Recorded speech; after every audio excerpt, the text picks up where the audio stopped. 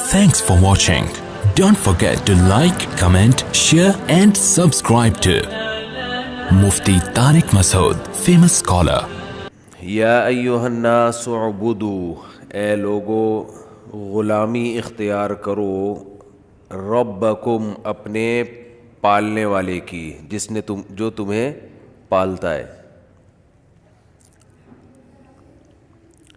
الذی خلقکم جس نے تمہیں بھی پیدا کیا، والذین من قبلکم اور تم سے پہلے لوگوں کو بھی اسی نے پیدا کیا ہے۔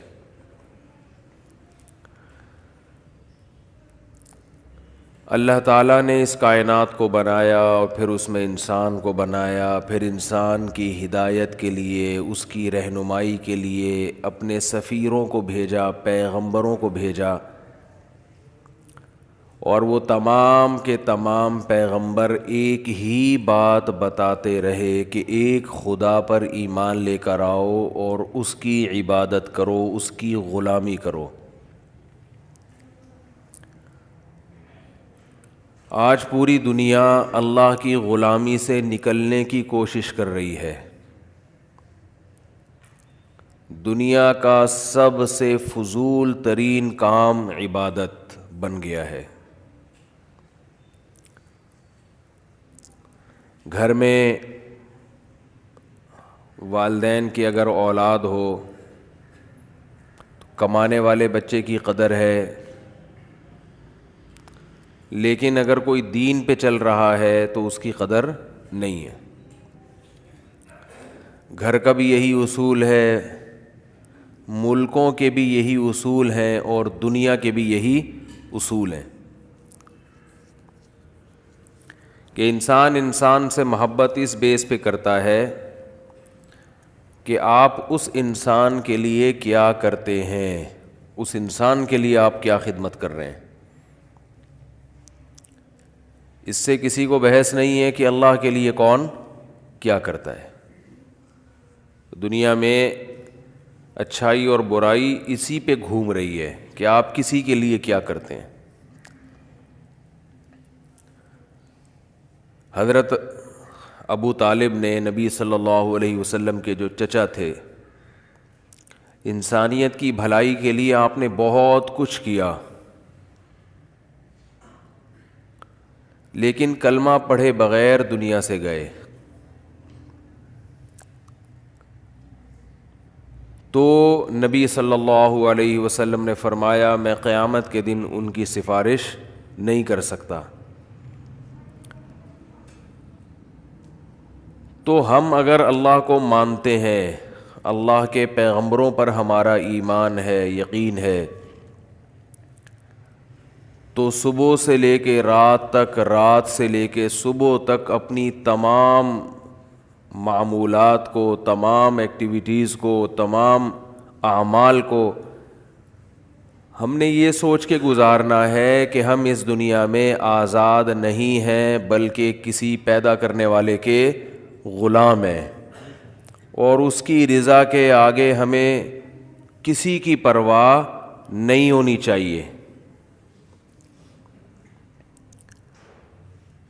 یہ بات خوب اچھی طرح سمجھ لینی چاہیے کہ اسلام کا جو مزاج ہے، مزاج وہ صرف آپ کو اللہ کی غلامی سکھاتا ہے۔ یہی وجہ ہے کہ مجتہدین میں مسائل میں اختلافات بھی ہوتے ہیں، لیکن ان اختلافات کے باوجود دونوں فقہا، دونوں فقیہ، دونوں رائے بالکل ٹھیک ہوتی ہیں، اس لیے کہ دونوں رائے کو فالو کرنے والے کا جو بنیادی مقصد ہے وہ اللہ کی غلامی، بس۔ تو یہ چیز دیکھی جاتی ہے۔ ہم عمل میں الجھ جاتے ہیں۔ میں اکثر اس کی مثال دیا کرتا ہوں، بخاری اور مسلم کی حدیث ہے کہ نبی صلی اللہ علیہ وسلم نے، اس کو خوب اچھی طرح سمجھیں جو بات سمجھائی جا رہی ہے، اللہ کرے ذہن میں اتر جائے۔ نبی صلی اللہ علیہ وسلم نے بنو قریظہ کی طرف ایک لشکر روانہ کیا،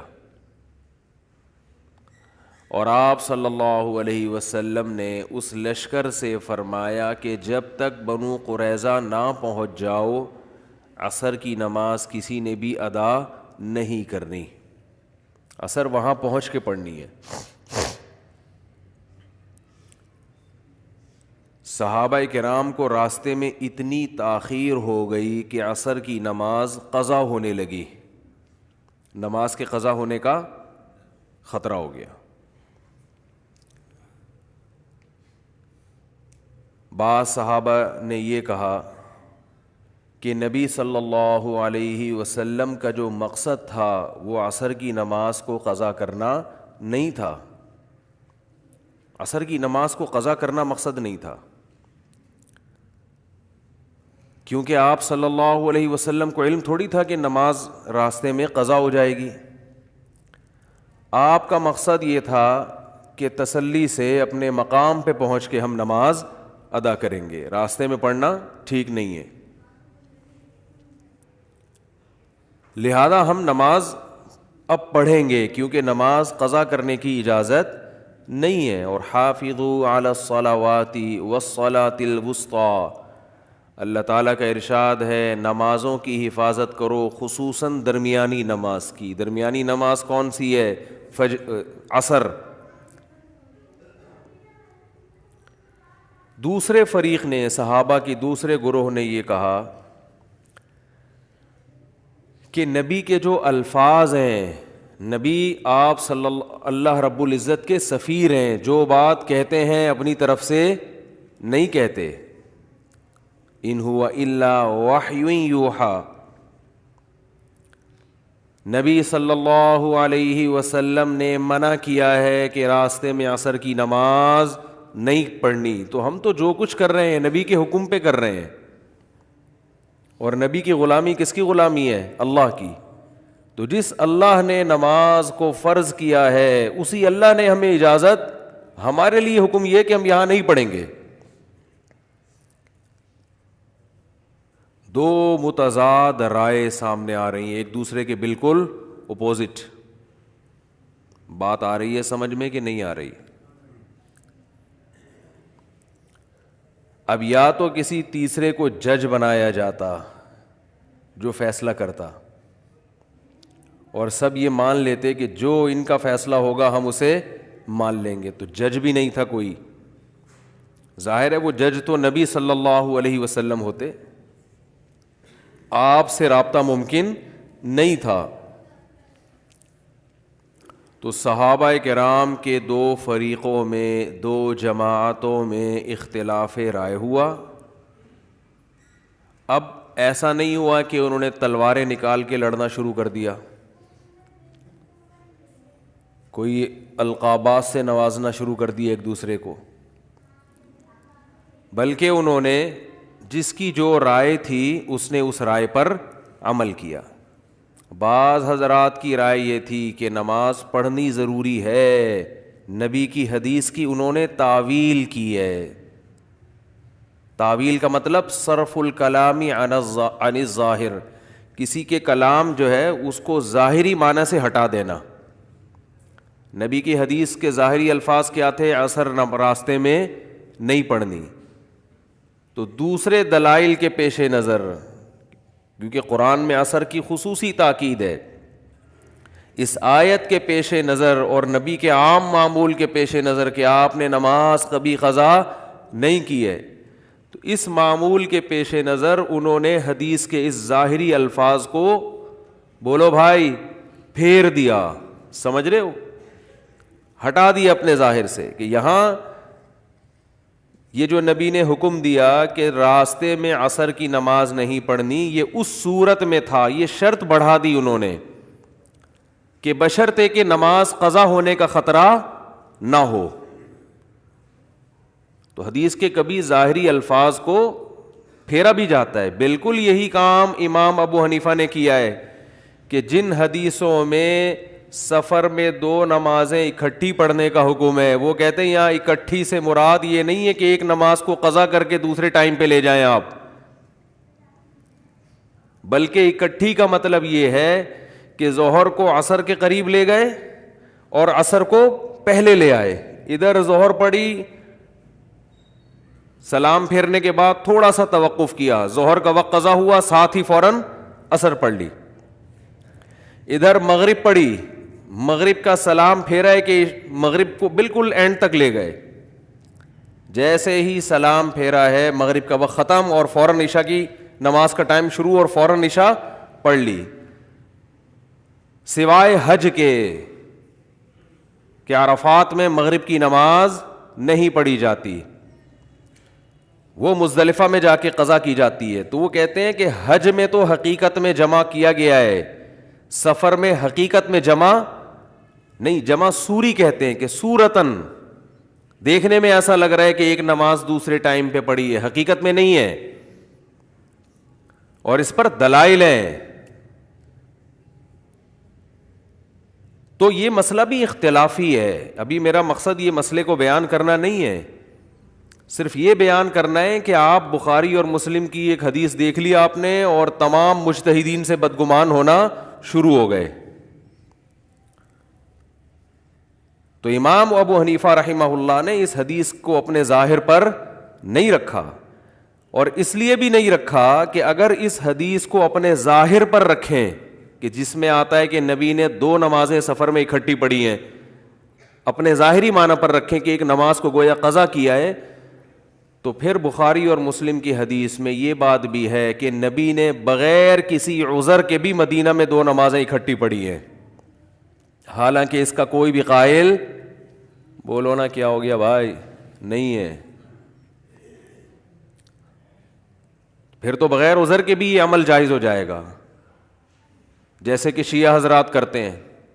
لیکن اس پر پھر اشکال یہ ہوگا کہ اگر بغیر عذر کے بھی 2 نمازیں آپ اکٹھی پڑھ سکتے ہیں, اکٹھی کا مطلب کہ ایک نماز کو قضا کر کے دوسرے ٹائم پر پڑھ لیں, تو پھر یہ جو 5 نمازوں کے 5 اوقات بیان کیے گئے ہیں اور ان کی تاکید کی گئی ہے اور حفاظت کا حکم دیا گیا ہے, پھر یہ تمام دلائل کالعدم ہو جاتے ہیں.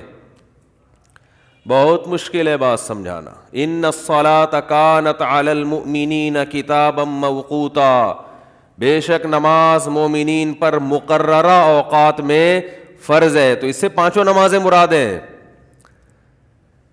تو میرا مقصد ابھی 2 نمازیں اکٹھی کرنے کا مسئلہ بیان کرنا نہیں ہے. میرا مقصد یہ ہے کہ یہ جو دور ہے صرف حدیثوں کے نمبر, کتاب کا صفحہ, اس سے لوگ متاثر ہوتے ہیں. علم میں عمق اور گہرائی ختم. تو آپ کو کسی بھی فقیہ سے, کسی بھی مجتہد سے بدگمان ہونے کی اجازت, بولتے کیوں نہیں بھائی, نہیں ہے. ہر ایک کا اپنا ایک سوچنے کا انداز ہوتا ہے.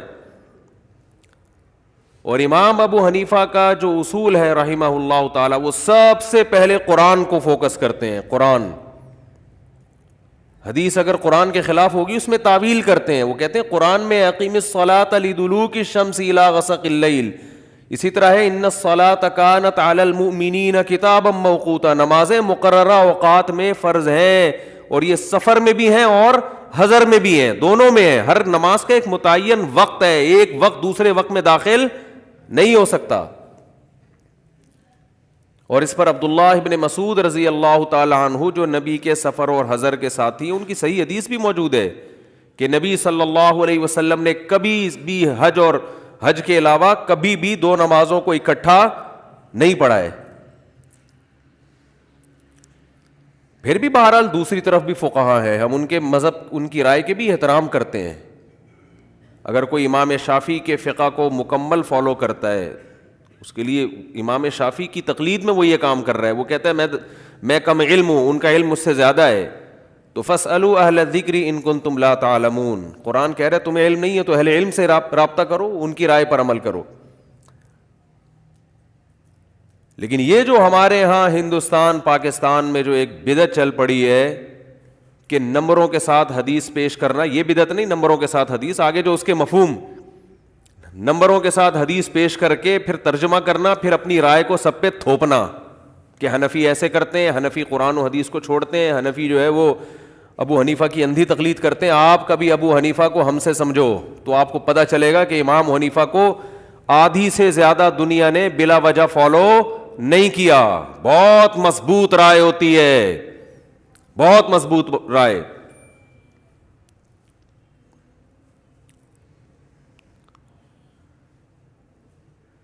تو بڑے بڑے محدثین ہیں جو امام ابو حنیفہ کو فالو کیا کرتے تھے, ان کی تقلید کیا کرتے تھے. ان سے جب پوچھا جاتا کہ آپ خود اتنے بڑے محدث ہیں اور آپ ابو حنیفہ کی رائے پر عمل کرتے ہیں, وہ کہتے ہیں ما سمعنا رأیا احسن من رأی ابی حنیفہ, ہم نے ابو حنیفہ کی رائے سے بہتر رائے نہیں دیکھی.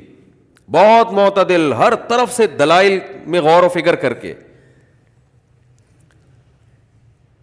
تو خیر بات یہ چل رہی تھی کہ رسول اللہ صلی اللہ علیہ وسلم نے اس فریق کو حکم دیا کہ بنو قریظہ پہنچنے سے پہلے عصر کی نماز, بولو بھائی, نہیں پڑھنی. اب یہ دو نمازوں کا اکٹھا ہونے کا مسئلہ آ ہی گیا تو ایک اور چھوٹی سی بات بتا کے بس آگے چلتا ہوں کہ دو نمازیں جو فقہا یہ بھی جائز بھی کہتے ہیں نا, سفر میں دونوں کو ایک کو دوسرے وقت میں داخل کر کے پڑھا جائے, جو جائز بھی کہتے ہیں. جیسے امام شافعی, امام احمد بن حنبل کی رائے یہی ہے کہ جائز ہے, تو وہ بھی اس کو ثواب کا کام نہیں سمجھتے, گنجائش دیتے ہیں, گنجائش. ان کے ہاں بھی اصل سنت اور افضل عمل یہی ہے کہ ہر نماز اپنے ٹائم پہ سفر میں بھی پڑھی جائے.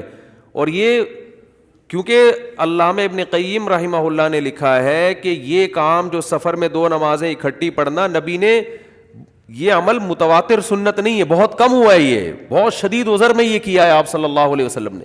جبکہ ہم اپنے اہل حدیث بھائیوں کو دیکھتے ہیں کہ وہ جب بھی سفر کر رہے ہوتے ہیں دو نمازیں اکٹھی پڑھ رہے ہوتے ہیں. تو یہ خود نبی کے عمل کے خلاف ہے, یہ بہت کم ہوا ہے, یہ عام معمول نہیں تھا. جبکہ سفر میں 4 کی 2 پڑھنا یہ نبی نے ہمیشہ پڑھی ہے. ایک حدیث بھی ہمارے سامنے ایسی نہیں ہے کہ نبی صلی اللہ علیہ وسلم نے سفر میں قصر نہ کی ہو, آپ نے 4 رکعتوں کو پورا 4 پڑھا ہو. ایک بے غبار روایت بھی, سری روایت بھی ہمارے پاس موجود نہیں ہے. تو سفر میں 4 کی 2 پڑھنا تو سنت متواترہ ہے, لیکن 2 نمازوں کو جمع کرنا یہ افضل نہیں ہے. افضل یہی ہے کہ اس میں آپ ہر نماز اپنے ٹائم پہ پڑھیں. لیکن ہم دیکھ رہے ہیں کہ اس کا تو ایک ایسا رواج چل پڑا ہے کہ, اور ویسے بھی عقلی لحاظ سے اگر دیکھا جائے کہ اسلام نے جو سفر میں گنجائش دی ہے کہ 4 کی 2 پڑھو, وہ گنجائش اسی لیے دی ہے کہ نماز اپنے وقت سے ٹالنے کی نوبت نہ آئے. یعنی اگر آپ عقلی لحاظ سے دلیل نظر جس کو کہتے ہیں کہ وہ رخصت دی ہی اسی وجہ سے گئی ہے کہ مختصر کرنے کا مقصد ہی کیا ہوتا ہے کہ اس مختصر چیز کی حفاظت کرنا آسان ہوتا ہے. تو حفاظت کا مطلب اپنے وقت پہ پڑھنا. خیر اختلافی مسئلہ ہے, ہم اختلافی مسائل میں شدت کے قائل نہیں ہیں. ہمارا مقصد ان لوگوں پہ رد کرنا ہے جو ایک رائے کو سمجھتے ہیں کہ بس 100% یہی درست ہے, اس کے علاوہ سب کیا کر رہے ہیں. آدھی امت جو تھی وہ معاذ اللہ وہ بے وقوف تھی. تو نبی صلی اللہ علیہ وسلم نے صحابہ کو حکم دیا کہ بنو قریظہ پہنچنے سے پہلے عصر کی نماز نہیں پڑھنی. بعض نے پڑھی اور بعض نے نہیں پڑھی. جنہوں نے پڑھی انہوں نے نبی کی حدیث کے ظاہری الفاظ کو فالو کیا, سمجھ رہے, دوسرے دلائل کو نہیں دیکھا. انہوں نے کہا یہ خود ایک مستقل دلیل ہے کہ ہم نے نہیں پڑھنی, بس نبی کا حکم ہے. جنہوں نے پڑھی انہوں نے نبی کے ان الفاظ کو دوسرے دلائل سے تقابل کیا اور ان الفاظ میں تعویل کی. تعویل کا مطلب ایک شرط کا اضافہ کر دیا کہ نبی کا جو یہ حکم تھا کہ بنو قریظہ پہنچنے سے پہلے عصر نہیں پڑھنی, یہ حکم اس صورت میں تھا کہ نماز قضا نہ ہو, اپنے وقت پہ پڑھنے کا ٹائم بھی مل جائے, لہذا ہم نماز پڑھیں گے اگرچہ نبی کے حدیث کے بظاہر خلاف ہی کیوں نہ ہو.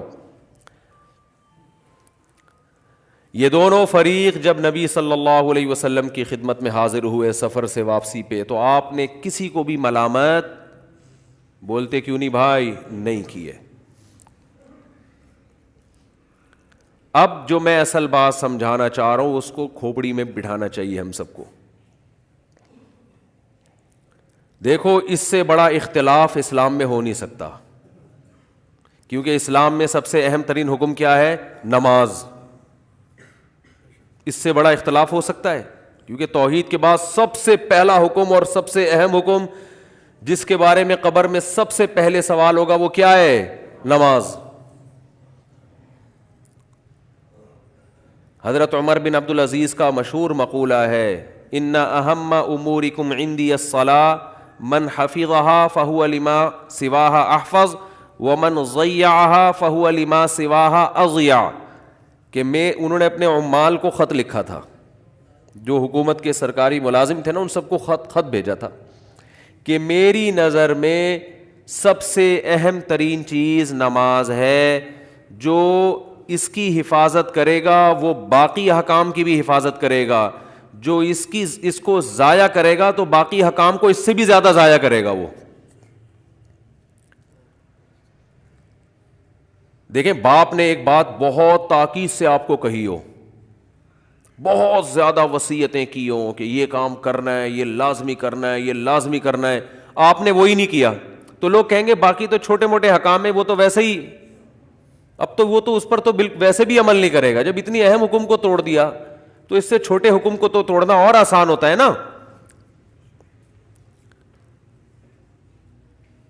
تو حضرت عمر بن عبد العزیز نے کیا فرمایا کہ جو نماز چھوڑے گا تو اسلام کے باقی حکام کی وہ دھجیاں اس سے زیادہ اڑائے گا. وراثت تو بہت دور کی چیز ہے, بہنوں کو وراثت دینا اور باقی برائیوں سے بچنا, وہ سب سے اہم تو یہ ہے. تو اب آپ بتاؤ اسلام میں سب سے اہم حکم توحید کے بعد کیا ہے؟ یعنی اسلام لانے کے بعد نماز ہے. اور صحابہ کا اختلاف جو ہوا کس مسئلے میں ہوا؟ نماز کے مسئلے میں. پھر نماز میں اختلاف میں بھی سب سے اہم اختلاف نماز پڑھنا یا نہ پڑھنا ہے, کیونکہ نماز کے طریقوں میں اختلاف یہ کم درجے کا ہے. پڑھ تو رہا ہے نا کہ رفع الیدین سے پڑھنا ہے یا رفع الیدین کے بغیر پڑھنا ہے, زور سے آمین کہنا ہے کہ آہستہ آمین کہنا ہے, ٹانگیں چوڑی کرنی ہے کہ پتلی کرنی ہے, ہاتھ یہاں باندھنے ہیں کہ یہاں باندھنے ہیں. یہ کم درجے کا اختلاف ہے. ایک اختلاف یہ ہے کہ رکعتوں میں اختلاف ہو جائے کہ 4 پڑھنی ہے کہ 2 پڑھنی ہے, یہ تھوڑا اور بڑا اختلاف ہے. اور ایک اختلاف یہ کہ اس پہ ہو جائے کہ پڑھنی ہے کہ نہیں پڑھنی, یہ اس سے بھی زیادہ. بولتے کیوں نہیں بھائی؟ یہ ٹیکنیکل پوائنٹ ہیں, ان کو یہ کتابوں میں نہیں ملیں گے آپ کو, ان کو نوٹ کر لیا کریں. نماز پڑھنی ہے کہ نہیں پڑھنی, سرے سے عدم اور وجود میں اختلاف ہو رہا ہے. ہمارے تو اس سے کم درجے کے پھڑنے ہیں, ہمارے جو جھگڑے ہیں نا, ہم تو یوں کرنا ہے کہ نہیں کرنا ہے. پھر جو کہتے ہیں یوں کرنا ہے وہ کہتے ہیں نہیں بھی کرو تو ہو جائے گی بہرحال, لیکن کر لو. ہم کہتے ہیں بھائی نہ کرنا بہتر ہے. نبی کی آخری نماز کیا تھی؟ نہ کرنے والی. دلائل دونوں طرف ہیں, اختلافی مسئلہ ہے, اس میں کسی ایک طرف شدت جائز نہیں ہے. ہمارے پاس اپنے دلائل ہیں, زور سے آمین ہے, آہستہ آمین ہے, ٹانگیں چوڑی ہیں, پتلی ہیں. یہ بہت کم درجے کا اختلاف ہے. بڑا اختلاف یہ تھا کہ پڑھنی بھی ہے کہ نہیں پڑھنی. پھر اس سے بھی بڑا اختلاف یہ ہے, ایک اگر پڑھنے اور نہ پڑھنے میں اختلاف ہوتا, لیکن اختلاف کی نوعیت یہ ہوتی کہ پڑھنا مستحب ہے یا نہ پڑھنا مستحب ہے, تو یہ بھی بڑا اختلاف تھا. مگر یہ مستحب کا ہو رہا ہے اختلاف, کہ پڑھنا بہتر ہے یا نہ پڑھنا بہتر ہے. دونوں فریق کہہ رہے ہوتے جائز تو ہے لیکن بہتر ہے کہ نہ پڑھو. ایک کہہ رہا ہوتا کہ جائز تو ہے کہ نہیں پڑھو لیکن بہتر ہے کہ پڑھ لو. یہ نہیں, بلکہ اختلاف ہوا, ایک فریق کہہ رہا ہے پڑھنا فرض ہے کیونکہ نماز ہے, دوسرا کہہ رہا ہے پڑھنا جائز نہیں ہے کیونکہ نبی کے حکم کی مخالفت ہے. فرض, جائز اور ناجائز کا اختلاف ہو رہا ہے کہ پڑھنا جائز بھی ہے کہ نہیں ہے. یہ اور اونچے درجے کا اختلاف ہو گیا کہ نہیں ہو گیا. یہ ایسے جیسے ایک کہے کہ رفع الیدین سے نماز ہوتی ہے, دوسرا کہے کہ کر لیا تو نہیں ہوگی, ایک کہے کہ نہیں کیا تو نہیں ہوگی, ایک کہے تو کیا کر لیا تو نہیں ہوگی, بالکل ایک دوسرے کے اپوزٹ آ کے کھڑے ہو گئے. تو نماز کے فرض اور ناجائز ہونے میں اختلاف ہو رہا ہے. ایک فریق کے نزدیک نماز چھوڑنا جائز نہیں ہے, عصر کی نماز جو بنو قریظہ جاتے ہوئے, اور دوسرے فریق کے نزدیک پڑھنا جائز نہیں ہے. یہ اور اونچے درجے کا اختلاف ہو گیا نا. بہت مشکل ہے بات سمجھانا بھائی, بہت مشکل ہے. اور نماز کی سنتوں کے بارے میں نہیں ہو رہا اختلاف کہ پہلے 4 سنت پڑھنی ہے کہ نہیں پڑھنی, بعد میں 2 سنت پڑھنی ہے کہ نہیں پڑھنی, نا فرض نماز کے بارے میں یہ اور اونچے درجے کا اختلاف. اور پھر نماز بھی کون سی؟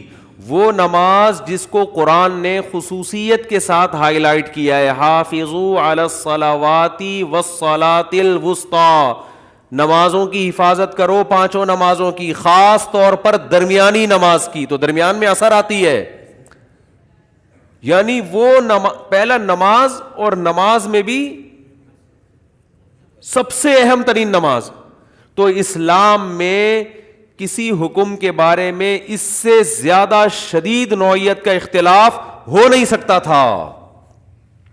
اتنا شدید, یعنی اس سے زیادہ بڑا اختلاف نہیں ہو سکتا تھا احکام کے بارے میں.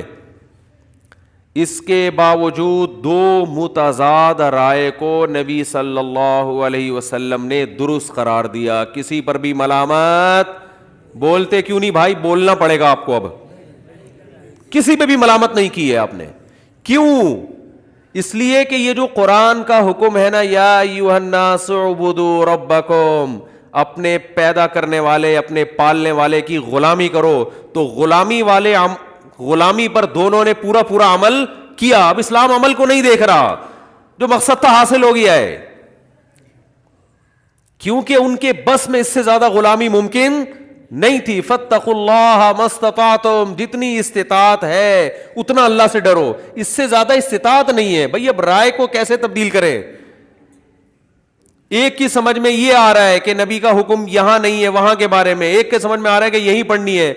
اب یا تو نبی خود وحی کے ذریعے آ کے بتائیں کہ میری مراد کیا تھی. جب یہ پاسبل نہیں ہے تو اب رائے کو تبدیل کرنا ممکن نہیں ہے. جب اللہ کی رضا ہے تو بس اس نے اللہ کے حکم کو پورا کر دیا. جو لبرلز لوگ ہیں, جو اسلام سے ہٹ کے زندگی گزارتے ہیں, وہ عمل کو دیکھتے ہیں. اسلام اللہ کی غلامی کو فوکس کرتا ہے کہ آپ نے انسان کا بچہ بن کے زندگی گزارنی ہے, خدا کے غلام ہو, اس کے مطابق زندگی گزارنی ہے. آگے آپ کا عمل اس بنیاد پر کیسا بھی عمل کیوں نہ ہو, اللہ اس کو قبول کر لے گا. عمل کی پیچیدگیوں میں نہیں جانا آپ نے. عمل کی بیس یہ ہونی چاہیے کہ اللہ کی رضا, اللہ کی غلامی, عبودیت, بس. اس سے اگر رائے میں بھی اختلاف ہو رہا ہے, عمل بھی متضاد ہو رہا ہے, آپ احتیاطوں پہ عمل اس لیے کرتے ہو اللہ کا حکم ہے, اس کے بعد نقصان ہو جائے کوئی مسئلہ نہیں ہے بھائی, ہم نے اس لیے عمل کیا ہی نہیں تھا کہ نقصان نہ ہو. نقصان کس کے ہاتھ میں ہے؟ نفع نقصان.